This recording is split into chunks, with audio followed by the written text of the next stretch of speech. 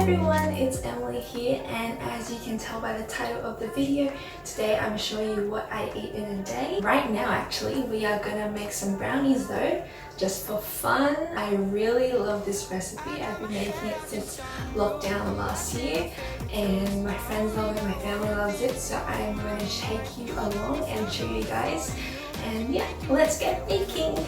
So first you want to split up 1 block of dark chocolate, and then you're gonna add around 3 scoops of cocoa powder. I just kind of eyeball it, and in the meantime you also want to melt 250 grams of unsalted butter, and you want to pour that into the chocolate and cocoa powder mixture to make sure all the chocolate melts. Now in a separate mixing bowl, you're gonna add half a cup of brown sugar and 6 eggs. Here I'm using 7 because I just had small ones, and a drop of vanilla essence, which I forgot but we'll add in later. And you're just gonna use a hand mixer, or if you have a KitchenAid you can use that as well, and mix that for 10 minutes. And we're doing it for this long so that the batter will rise in the oven, and it will also be really smooth because we aren't adding any baking powder. So the consistency after 10 minutes should be around like this, and you want to add the chocolate mix with the butter into this egg mixture now, and you're just gonna mix it until everything is smooth and even.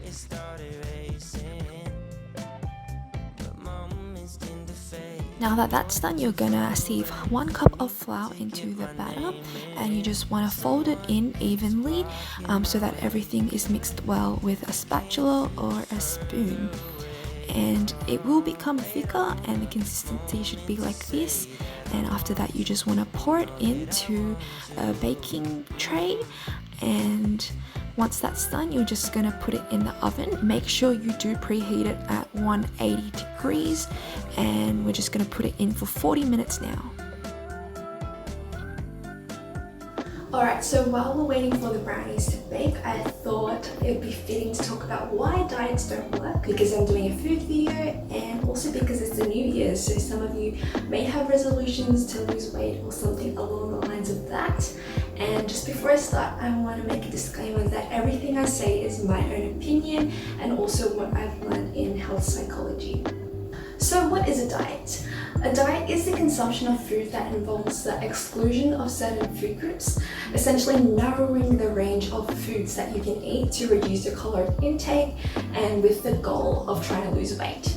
Now we all know that there are many popular diets out there, as well as weight loss programs. I'm sure you've seen different ads that are like, oh, Sam lost 10 kilos in 3 months, or Mindy lost 20 kilos in 6 months, and often these are actually case studies. Overall, it is actually very difficult to gauge the effectiveness of these programs, because when people are on these diets or on these programs, they are also just going about their everyday lives. We don't know how well they are actually sticking to the plan. They could be cheating for all we know. But it is clinical law that 95% of people who lose weight through these diets, they end up gaining back all the weight and even more after a year.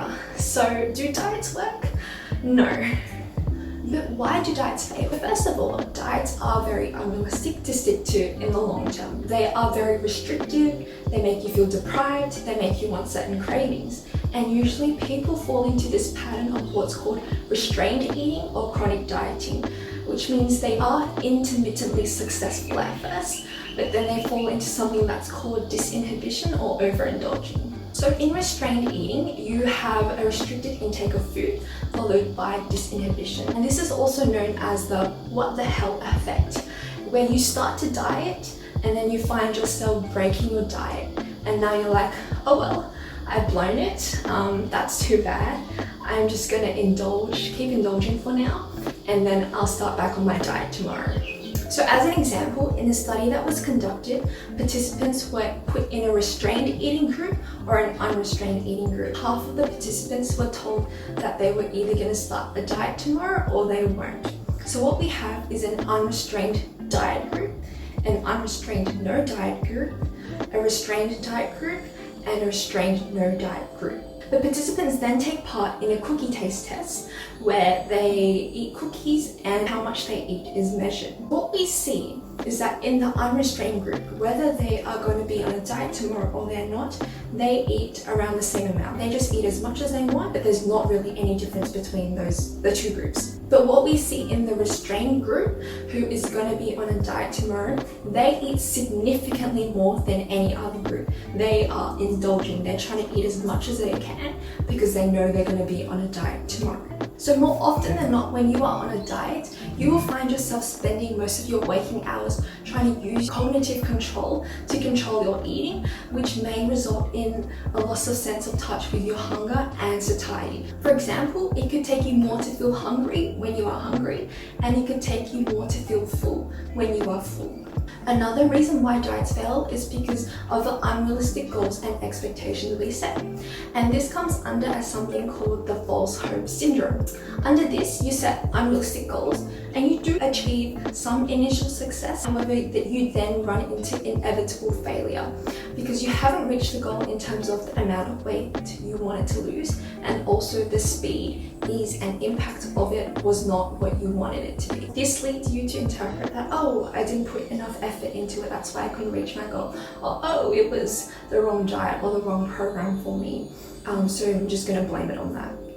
And often this becomes a recurring cycle. So what should you do then? Just don't diet. When I say this, I mean stop focusing on the numbers on the scale and start engaging in healthy behaviors. Start making behavior changes that are actually sustainable. Start living a healthier lifestyle regardless of your weight. For example, we can make small shifts in our consumption behaviors to make them healthier. So let's say you drink Coke on a daily basis. 1 can of Coke is around 675 kilojoules, and if you multiply that by 365 for a whole year, that is almost equivalent to 7.6 kilos.